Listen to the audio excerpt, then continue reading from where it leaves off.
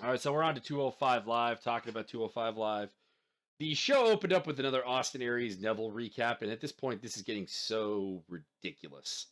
Yep. You're watching 205 Live. You know about this feud. Stop beating me over the head with it. Stop. Yep. You're wasting valuable in-ring time, and in-ring time is what the 205 product needs. So we then had Noam Dar in the ring. This was pretty terrible. And then Swan came out, and we got Rich Swann versus Noam Dar. Did you have anything to say about this promo war? Not really. I mean, it's pretty promo by numbers. I enjoyed Alicia Fox. I did enjoy Alicia Fox and Sasha Banks. I almost said Sacha Baron Cohen. That would be better. I enjoyed their kind of toe-to-toe thing, and I do think that Alicia Fox and Noam Dar need to be known as the Rockettes, because they're just, all they're about is the high heels and showing all the leg. But yeah, I thought it was good. We got Sasha Banks going a little, dare I say, ghetto, and I thought it was all right. The match itself was okay. Apparently Noam Dar is probably a pretty good wrestler, but I've never seen it. And again, this is another one of those mid-pace things.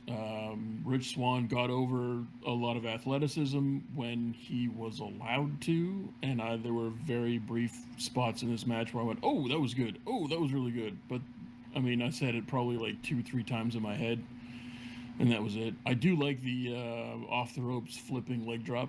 I think that's a good spot, but it needs to not become the move you use in every single match. It needs to be kind of more of a special thing, I think.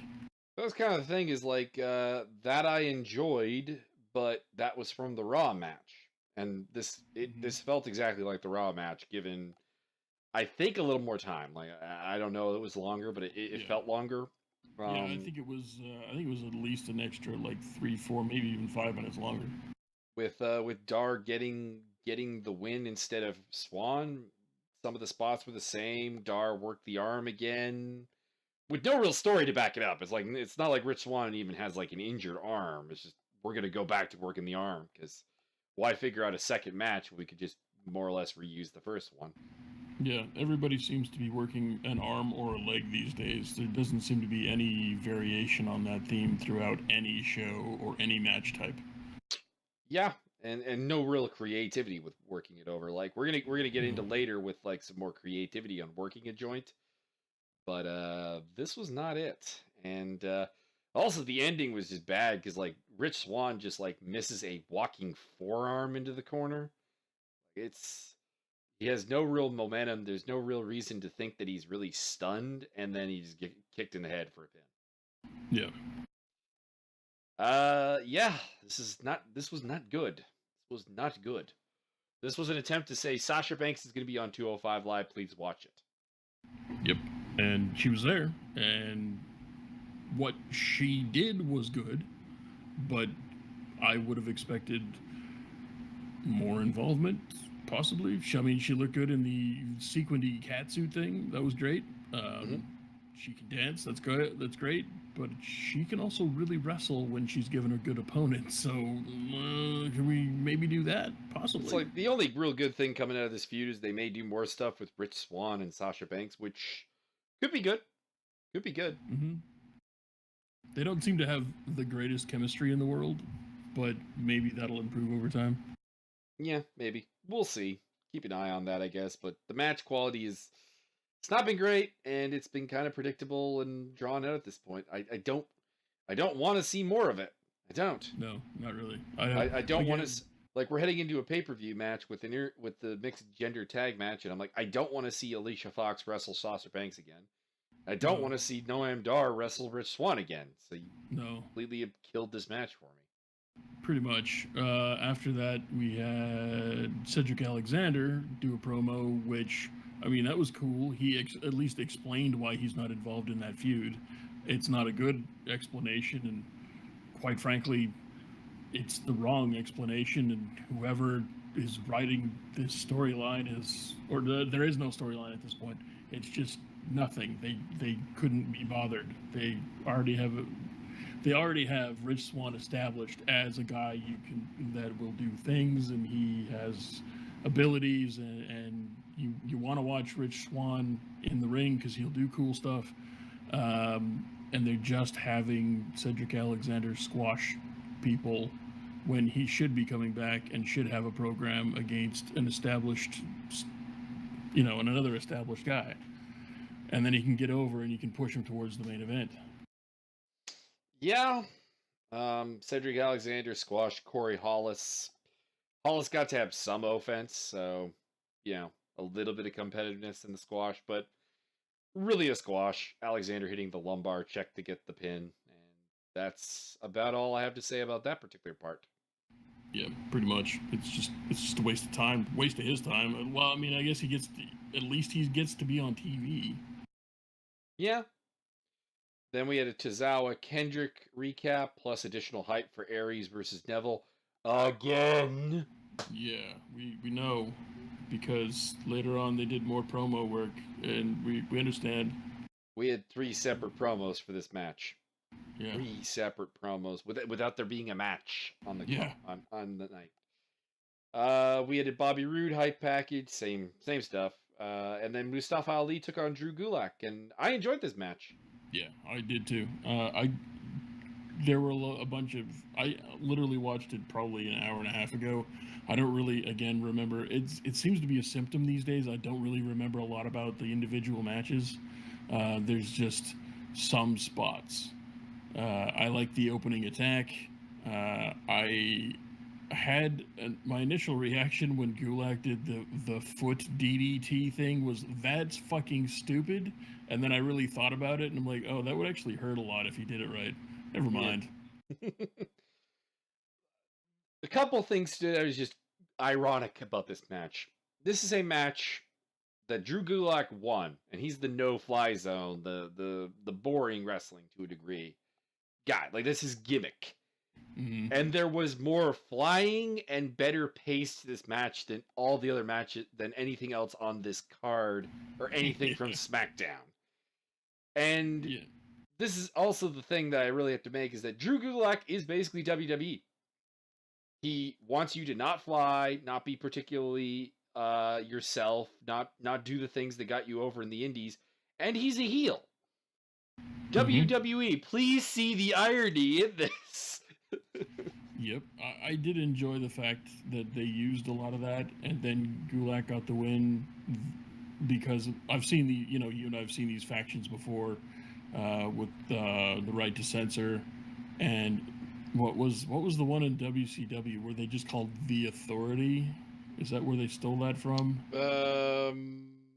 There was Standards and Practices that kind of did the same thing. Standards and Practices, there you go. So they had Standards and Practices, and there was also the network in ECW, which was the main way they got the network over in ECW was just never let Gertner do his promos. That got so much heat, it was unbelievable. It was fantastic. Cyrus did a great job. Mm-hmm. Although at the time I hated it, because I really like, at least 25% of the reason you tune in is to hear Gertner say something. You are one of the biggest Gertner marks I've ever met. I'm a huge Gertner mark. I can do a couple of his routines off the top of my head, but I won't. But I liked the fact that if this isn't going to be a faction, at least they have just one dude doing it, and at least they let him win clean-ish. I mean, it wasn't a dirty finish. It was just kind of a weird finish. But it worked with his gimmick as well, because he's talking about like showboating and high flying being showboating and not required. Look at that. He tried to do the flying crossbody, and I rolled through and I got the pin. Exactly. What did that do for Mustafa Ali? All of these other factions and things like that about shutting down dangerous moves have always cheated every single time. And I was really refreshed to see that they let one of these guys actually do it the right way around. Prove your goddamn point. Yeah, and the match felt personal. It felt heated. It had that energy to it. The giant cannonball right off the top, that let you know exactly what kind of match you were watching. Yep. My one gripe is Mustafa Ali's selling gets really inconsistent. Yeah. Like he's like, "Oh my leg, oh my leg. Now I'm fine. Now I'm fine. Now I'm fine. Oh my leg again. Oh." And work on that a little bit. Little consistency with the selling would have made this even better. But this was probably the match of the week so far. Yeah, I would say you're not wrong. It was pretty darn good. It's right up there with the Fashion Police. Yep. Um, Drew Gulak got a backstage promo. We pretty much went through that. He basically said that Ali's showboating cost him the match. Yep. We got a dinner for three package, which if you've not watched that, watch that because it's good. Except for Michael Hayes. Oh, So Michael Hayes is not good. It did nothing. It could have been an empty chair and it would have been better. I'm gonna be honest. When I was a kid watching wrestling, I didn't know who Michael P.S. Hayes was. He was just a really stupid, annoying old man who would come in between matches. I'm trying to watch the matches, and this stupid old man would come, "Oh, Michael P.S. Hayes, call our hotline, go to our website, do this thing, suck our dick." And I'm like, "Fuck off, old man. Get the hell out of the way. You're annoying as shit." So that was my introduction to Michael P.S. Hayes. Since then, I've come to appreciate the Freebirds, but he's, still kind of... The thing is, I still don't appreciate him. Like, I appreciate everything else about the Freebirds, but Michael P.S. Hayes. Yeah. I didn't enjoy him as a manager for the Hardys either. Going back to that. But anyways, we end up with an Austin Aries promo, and this is the main event of the show. Yeah, I don't understand that at all. Yeah, I think that's really all that needs to be said. But let's go into it. Austin Aries is really good, and the banana thing is awesome, and everything about this promo was good. It's all been done. Yeah, I mean we're the fans massaging the banana was probably the highlight of the whole process. I do like Neville kind of losing it. That's cool. That's cool. But like, this feud is so overexposed. It's not funny. So overexposed. But you know what? The crowd got into it, so there you go. Austin Aries can get a 205 crowd going on really nothing. Just him. I think that's the hottest I've ever heard a 205 live crowd. And this again is the problem with the 205 live. You're recording this after SmackDown, so the crowd's a little worn out, a little beat down, and you're not really giving them anything to get hot about during the show. It's kind of like I said, like Gulak versus Ali was good, but Alexander Hollis was a squash match, and not like a Bison Smith squash match where you're chanting for the jobber's death. And you had a real like the Rich Swann versus Noam Dar match that everyone had already seen, and just with a little bit extra added on. So yeah. Anyways, TJP ends up jumping Aries. Devil locks him in the rings of Saturn. TJP's kicking at his leg, working that leg more. So, I mean, at least they had a logic reason for beating up on Aries' leg for a change, which they usually don't have, because usually he's booked in a match for no real apparent reason. Yeah, I've said it probably 3 or 4 or 5 times now. I'm just tired of everybody having a damaged leg. I don't need these really great wrestlers to have to sell an injury and thus cut their performances down to half of what they could be. I don't need it. I don't care. Yeah, great. Like, just kayfabe. Oh, I went and saw the trainer, and this week I'm fine. Great. Fantastic. I don't care. Just wrestle. Yeah. So that was 205 Live. 205 division continues to fail, and it's not because it can't succeed, and it's not because there isn't talent there. It's just the way that this has been handled is god awful. I swear there is as much promotional material on this show as there is on Raw and SmackDown. You're probably not wrong. And that's not good, because that's half the length of SmackDown and 1/3 the length of Raw, and it's on the network. Who are you promoting to? Ugh. Yeah. It'd be like It'd be like watching a YouTube video. Only right now so you're on YouTube. You're listening to us. Only you're gonna get interrupted right now because YouTube is gonna run a 3 or 4 or 5 or 10 minute ad for YouTube, even though you're on YouTube. Like a related show. Like, Yeah. like, it's not good, but I did enjoy No. Gulak versus Ali. So, man, I guess I have to give this show a thumbs up. I enjoyed Aries' interaction with the crowd, and I enjoyed Ali versus Gulak, and I guess that is the standard for a good show at this point. Pretty much. I mean, and the other match on the card was fine. Nothing wrong with it. It just wasn't what I know they're capable of, or what I've been told Noam Dar is capable of. Yeah, Noam Dar is a good wrestler. Rich Swann's a good wrestler. Just let them go out and turn the pace up a little bit and bring the house into it. Yarp. And I don't know. Like I'm not. Some people are like, you don't want storylines in 205 at all, and I'm like, nah, that's not really correct. You can work some storylines in, and it can work. You just can't let it. Like, it's become so omnipresent between the wasted time for promoting stuff, the lackluster matches, and the storylines that this is a waste of an hour at this point. Yeah, there comes a point where you don't need everything to have a storyline. You can just have a match. I mean, you can send out Mustafa Ali to have a match against Rich Swann. It's fine. That would be great. There doesn't need to be a consequence or a reason. You've got somebody in charge backstage that says, this is the card tonight, you're wrestling this guy. Fine. Who gives a shit? I mean, you don't need a reason for one team or to fight another team, or one guy to fight another guy. It's their job. They're wrestlers. They do what the guy in charge or woman in charge says to do, and they go out and do it. That's all the reason you need to have a match. Like, I remember watching WWE in high school. This would be about like 12 years ago, probably. You would get just random matches thrown together to get the crowd hyped. Like, you'd open the you'd open up with a match. We don't have to explain why this match is happening. It's this dude, it's wrestler A versus wrestler B. They're usually picked because they're gonna have a good match and bring the crowd into it, and boom, things are running.